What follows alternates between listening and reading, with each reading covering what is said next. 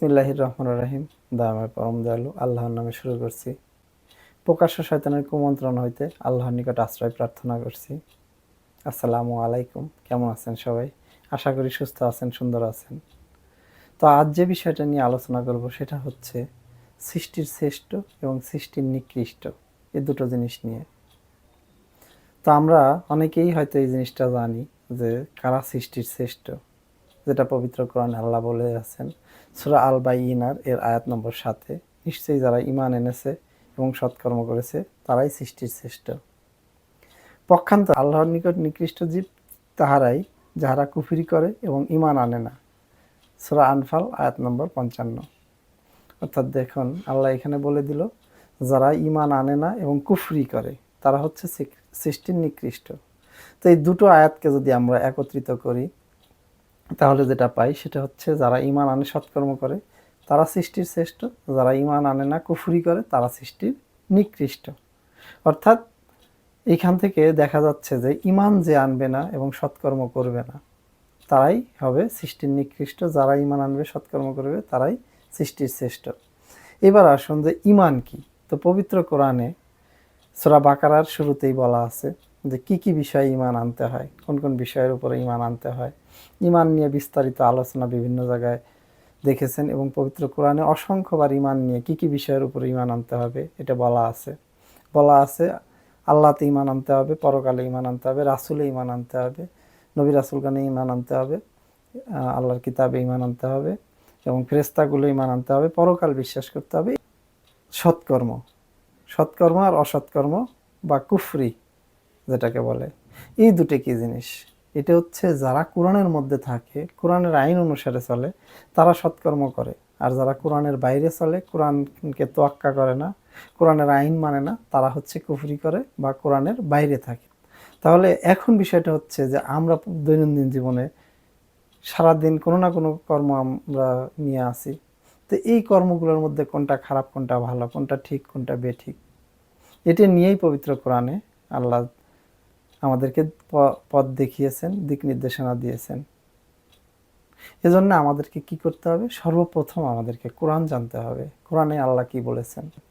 তাহলে আমি যদি বুঝতেই না পারি যে আসলে আল্লাহ কিভাবে আমাকে চলতে বলেছেন, কোন পথে চলতে বলেছেন, কিভাবে চললে আমার সঠিক চলা হবে, এটা যদি নাই জানি তাহলে আমি কিভাবে পথ চলবো। এজন্য আমাদের কাছে আল্লাহ কি প্রেরণ করেছেন? কোরআন প্রেরণ করেছেন। আল্লাহর সাথে তো সরাসরি কারো কথা হতে পারে না। আল্লাহ পবিত্র কোরআনে সূরা আশ-শুআরার আয়াত নম্বর 51-তে বলে দিয়েছেন যে আল্লাহর সাথে মানুষের যে সরাসরি কথা হবে এরকম না।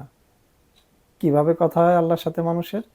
দূত প্রেরণকারী ব্যতি রেখে কথা হতে পারে না, ওহী প্রেরণকারী ব্যতিরেকে, অথবা পর্দার অন্তরালে, এইভাবে ছাড়া অন্য কোনোভাবে কথা হতে পারে না।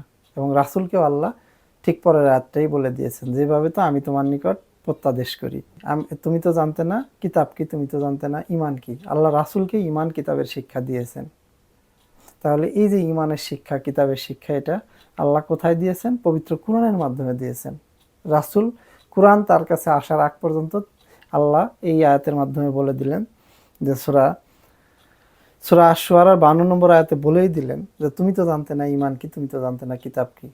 তাইলে কোরআন ছাড়া আপনি কিভাবে বুঝতে পারবেন ঈমান কি, কিতাব কি?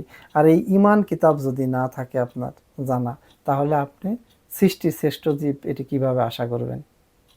তো সৃষ্টির শ্রেষ্ঠ যদি আমি আপনি হতে চাই তাহলে আমাদেরকে অবশ্যই ঈমানও জানতে হবে, কিতাব কি এটাও জানতে হবে। এবং এটা জানার জন্যে একমাত্র উপায় হচ্ছে আল্লাহর বিধান কোরআন। কোরআনকে বুঝে বুঝে পড়া, কোরআনকে পরিশুদ্ধভাবে পড়া এবং কোরআনের আয়াতগুলোতে আল্লাহ কি বলতে চেয়েছেন, কি বোঝাতে চেয়েছেন, কি মেসেজ দিয়েছেন আপনারা আমার কাছে, সেইটা সঠিকভাবে উপলব্ধিতে নেওয়া। তাহলেই আমরা বুঝতে পারবো ঈমান কি, তাহলে আমরা বুঝতে পারবো কিতাব কি।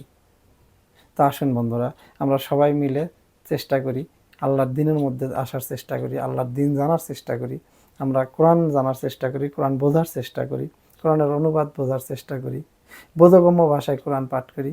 তাহলেই আমরা ঈমান কি, কিতাব কি এগুলো বুঝতে পারবো। আল্লাহ চাইলে আমরা সবাই হেদায়েত পাবো। তো বন্ধুরা আসুন আমরা কোরআনের পথে চলার জন্য কোরআনকে অনুসরণ করি। আসুন আমরা কোরআন বুঝে বুঝে পড়ার চেষ্টা করি, যেন আমরা কোনোভাবেই সৃষ্টির নিকৃষ্ট না হয়ে যাই। কারণ আল্লাহ বলছেন মুখ বধির বোবা তারাই, বা যারা কিছুই জানে না, কিছুই বোঝে না, তারাও সৃষ্টির নিকৃষ্ট। সূরা আনফালের 22 নম্বর আয়াতে আল্লাহ বলেন, আল্লাহ আল্লাহর নিকৃষ্ট জীব সেই বধির ও মুখ যারা কিছুই বোঝে না। অর্থাৎ আপনি যদি বলেন আমি বুঝি না, আমি জানি না, এটা আল্লাহ বললেন তারাও সৃষ্টির নিকৃষ্ট। তো সৃষ্টির নিকৃষ্ট জীব যদি না হতে চান, তাহলে অবশ্যই আল্লাহ বলতেছেন কি আপনাকে জানতে হবে। না জানলে আপনি সৃষ্টির নিকৃষ্ট। তাহলে আমি মনে হয় আজকের আলোচনা দিয়ে বোঝাতে পেরেছি কারা সৃষ্টির শ্রেষ্ঠ, কারা সৃষ্টির নিকৃষ্ট। আজকের মতো এতটুকুই।